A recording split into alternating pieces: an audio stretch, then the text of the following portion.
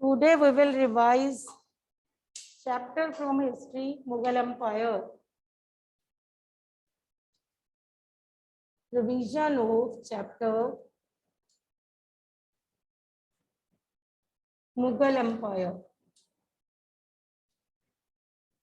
First of all, you should know the founder of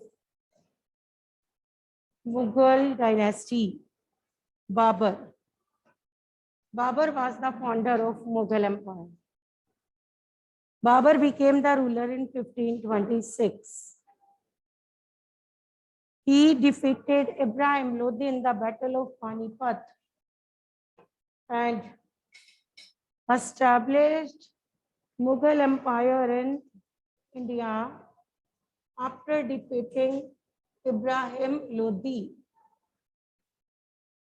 So in this chapter you have read about Mughal rulers, Babur, Humayun, then Sher Shah, फिर Humayun का period, Akbar, Jahangir, and then Shahjahan. Shahjahan के बाद आप कह सकते हो औरंगजेब. अब Aurangzeb was the last powerful Mughal ruler. फिर आए weak successors. Weak successors ruled near about 50 years. Historians had not mentioned their names.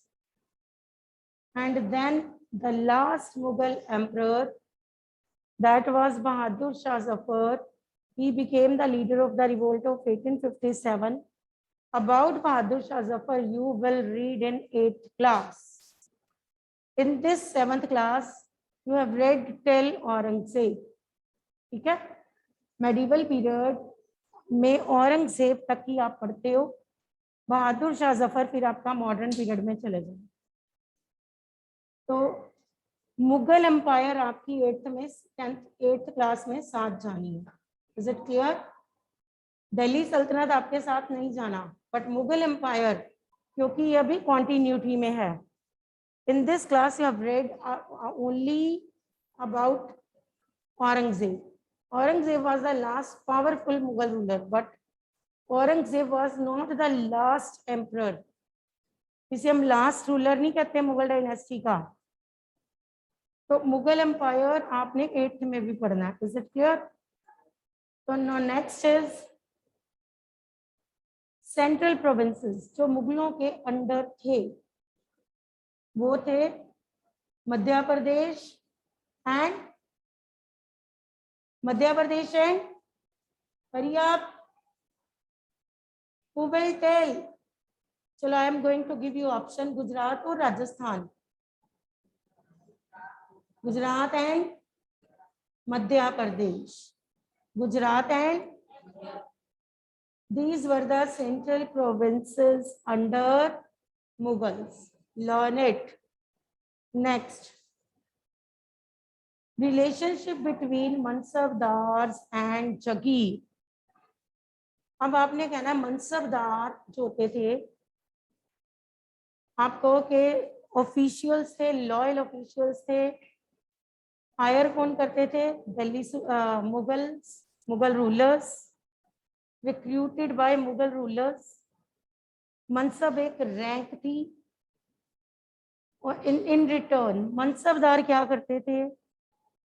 They had to keep army, military, and provided that military या army to the ruler whenever ruler needed. Mansabdars were not given cash salaries. इन्हें salaries नहीं देते थे. They were given jagirs.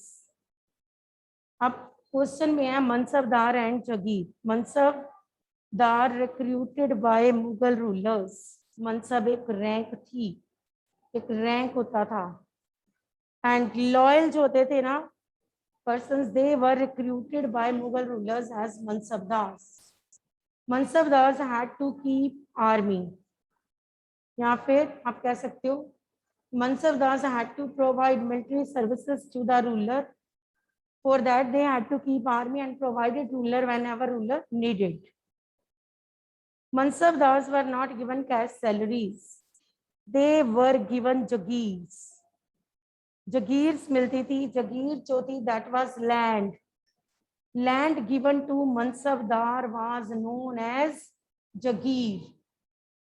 And from that land, उस land पे से Mansabdars जो थे, they collected revenue. And that was equivalent to their salary. वही उनकी सैलरी होती थी. Mansabdars collected revenue from the land, from the jagir assigned to them by the ruler. That revenue they collected was equivalent to their salary. And from that revenue, they also had to pay the soldiers. उन्हें soldiers को भी पे करना होता था. Is it clear? तो mansabdar and Jagir में क्या रिलेशनशिप थी? मनसबदार को एक लैंड मिलती थी. They were not given cash salaries, they were given land known as jagir. From that they collected revenue and that revenue was considered as their salary. Is it clear? Jagir and mansabdar आपको दोनों बताने हैं. Jagir land को बोला गया, ठीक है. अगर जगीरदार होता तो वो कोई पर्सन होता, बट हियर जगीर वर्ड है. ध्यान से पढ़ो. नेक्स्ट, रोल ऑफ जमींदार इन मुगल एडमिनिस्ट्रेशन. जमींदार जो होते थे ना, they played the role of mediator. Mediator between ruler and people. Zamindar एक मीडिएटर का रोल प्ले करते थे. They collected taxes from the peasants and then submitted that collected revenue to the royal treasury. शाही खजाने में उसे जमा करवाते थे. जमींदार played the role of mediator between the ruler and the peasants. Zamindars collected revenue from the peasants and then they submitted the same amount to in the royal treasury. शाही खजाने में उसे हम उस अमाउंट को जमा करवाते थे. तो जमींदार collected revenue from the peasants. Our debates and with religious scholars important in the formation of Akbar's idea on governance. Akbar called the, अपने वे से लिखो, no need to cram. Hindi में पहले बोलती हूँ, ध्यान से सुनो. अकबर ने ना एक मीटिंग बुलाई, ध्यान से सुनो इसको, of religious scholars of different religions. उसने हर धर्म के लोगों को बुलाया, स्कॉलर्स को बुलाया. कहाँ पे बुलाया? इबादत खाना. इबादत खाना कहाँ पे है? Fatehpur Sikri. He called them and long discussion was held there. अब बुलाया तो डिस्कशन तो होनी है वहां पे लंबी डिस्कशन चली. After the discussion Akbar concluded. अब उसने क्या इसमें से उसे लगा कि क्या चीज है कि रिलीजियस स्कॉलर्स जो है ना, रिलीजियस स्कॉलर्स वर बिगट्स. ये बिगट्स हैं, ये सिर्फ अपनी ही बात करते हैं, दूसरों की सुनते ही नहीं है. अपने रिलीजन को ही हाई फाई मानते हैं, दूसरे रिलीजन्स की को इग्नोर करते हैं. उसे लगा ये बिगट्स हैं. And let stress on dogma. एक बार जो ये बात कहते हैं, बस इनको होता है कि सोसाइटी वही बात करे. उस अकबर ने कंक्लूड किया कि रिलीजियस स्कॉलर्स जो है ना, they were bigots and give importance, they gave importance to, they let stress on dogma. उसने कहा कि रिलीजियस स्कॉलर्स जो है ना, दे डिवाइडेड द सोसाइटी. यही डिवीजन क्रिएट कर रहे हैं, यही डिसहार्मनी लेके आ रहे हैं लोगों में, यही लड़ाइयां करवा रहे हैं डिफरेंट रिलीजन के लोगों में. उसको ऐसे लगा कि रिलीजियस स्कॉलर्स ही प्रॉब्लम क्रिएट कर रहे हैं. तो that's why he started his new religion. उसने अपना एक नया रिलीजन स्टार्ट किया. He laid stress on the idea of Sulekul, that is universal peace. Akbar called the scholars of different religions at Ibadat Khana in Fatehpur Sikri. Is it clear? इतना लिख लोगे? अगर आप लिख सकते हो then it's your choice. कि Brahmins को बुलाया, उलमास को बुलाया, ठीक है, डिपेंड अपॉन योर विश. नहीं लिखना तो लिव इट सिंपल लिखो. Akbar called the religious scholars of different religions at Ibadat Khana in Fatehpur Sikri. ठीक है? He discussed with them for long hours. कितने घंटे उसने उनके साथ डिस्कशन की. Then he concluded. अब डिस्कशन के बाद कुछ तो कंक्लूड किया ना. Then he concluded. क्या कंक्लूड किया? That these religious scholars were bigots and laid stress on dogma. This led to the division of the society. तो अकबर laid stress on. किस पे उसने stress the? The idea of Sulekul, which means universal peace. So is it clear? आप कर लोगे इस question को? Religious scholars. Next. Why did Mughal emphasize their Timurid and not their Mongol descent? Mughals emphasized their Timurid and not their Mongol descent because memories of Genghis Khan या Genghis Khan, कुछ भी बोलो इसे, Mongol leader were associated with massacre, bloodshed, and whereas Timur invaded Delhi in 398, whereas Timur invaded Delhi in 398, मुगलों ने अपना नाम जो है चंगेज खान के साथ नहीं जोड़ा, उन्होंने तैमूर के साथ जोड़ा. ऐसा क्यों? Because memories of Changez Khan या Genghis Khan were associated with, उसकी मेमोरीज जो है ना वो किससे जुड़ी हुई हैं? मारकाट से, ब्लडशेड से, क्रूएलिटी से भरी हुई हैं उसकी मेमोरीज. तो उनको लगा कि अगर हम इनके साथ अपने आप को जोड़ेंगे ना तो लोग हमें भी क्रूअली मानेंगे. अगर हम तैमूर के साथ जोड़ेंगे तो लोग हमें ब्रेव मानेंगे, because Timur invaded Delhi in 1398. तो उन्होंने अपने आप को किसके साथ जोड़ा? Timurid dynasty, not with Genghis Khan. अब गेंगिस खान थे, ये था कौन Genghis Khan? He was Mongol leader. And Mongols मुगलों के कौन सी साइड से रिलेटिव्स थे? मैटरनल साइड, मदर की साइड से, नानी का घर था उनका. And parental side, paternal side से कौन थे? तैमूर. तैमूर दादी का घर था उनकी. ठीक है, तो उन्होंने अपने आप को किसके साथ जोड़ा? तैमूर के साथ. Why with Timur? Because memories of Genghis Khan were associated with bloodshed and cruelty, massacre. So that's why उन्होंने अपने, whereas Timur invaded Delhi in which year? 1398, in AD 1398. तो इस वजह से आप बता सकते हो. Is it clear? Next.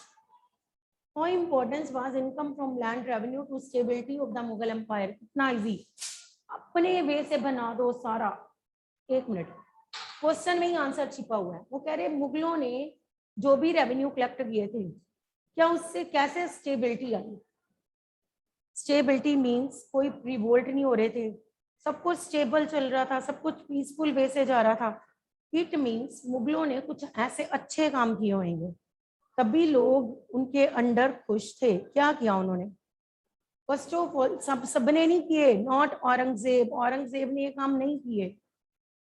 तो आप बताओगे मुगलों ने जो भी रेवेन्यू कलेक्ट किए, दे spent it on various development works.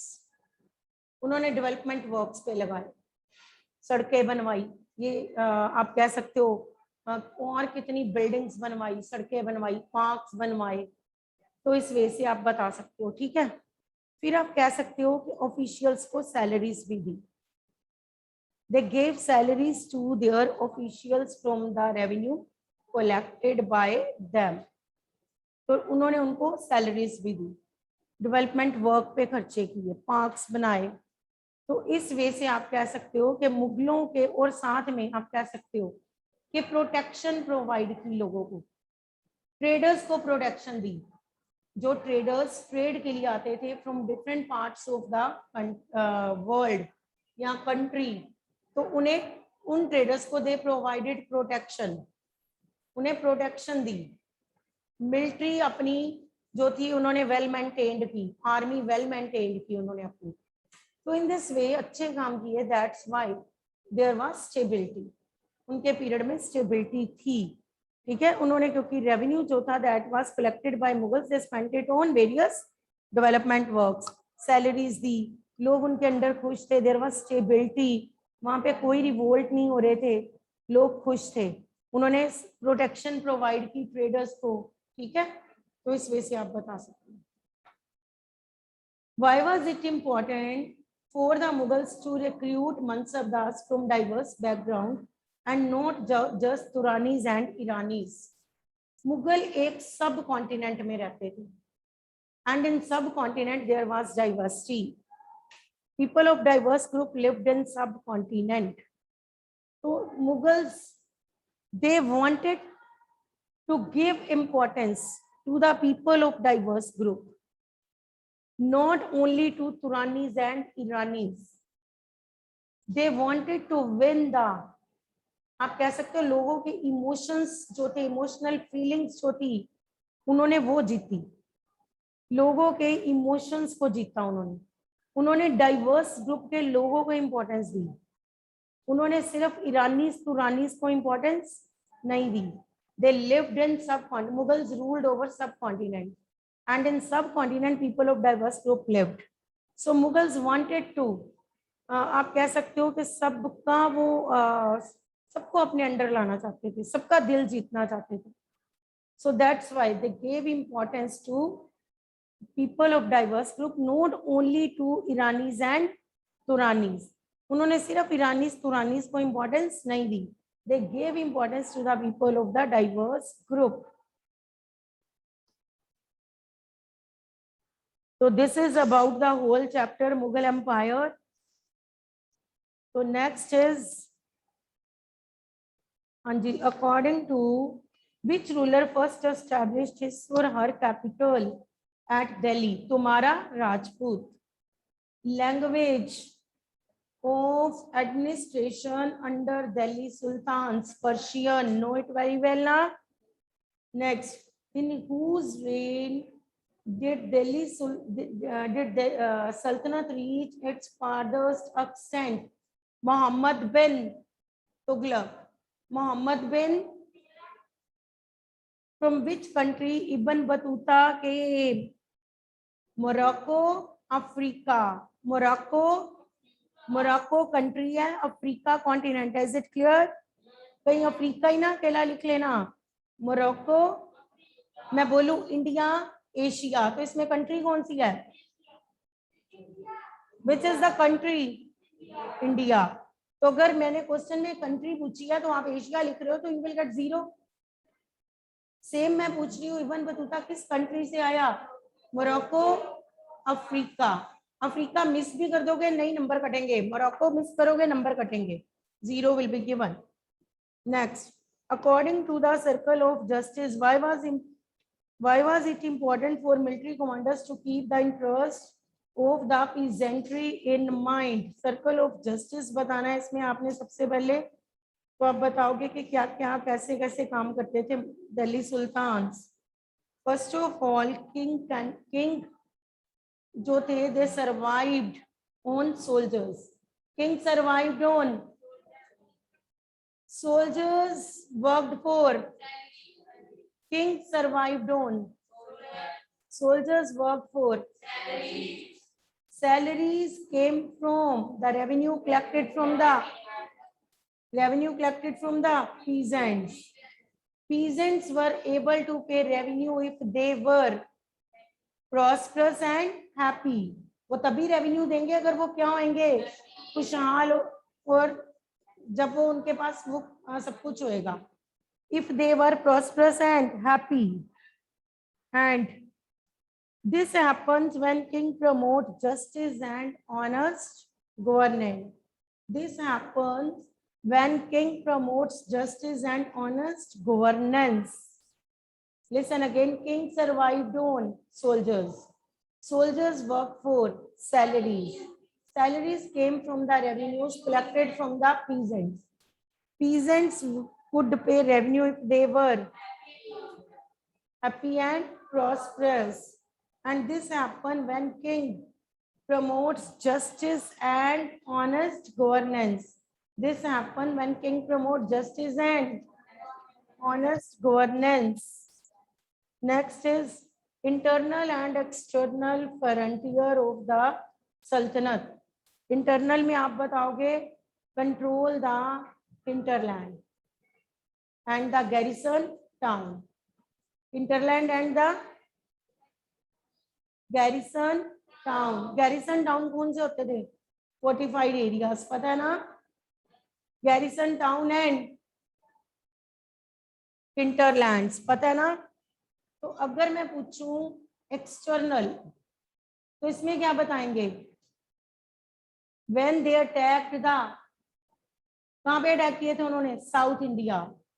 when they attacked the areas of south India, जब उन्होंने किस पे अटैक किए, साउथ इंडिया।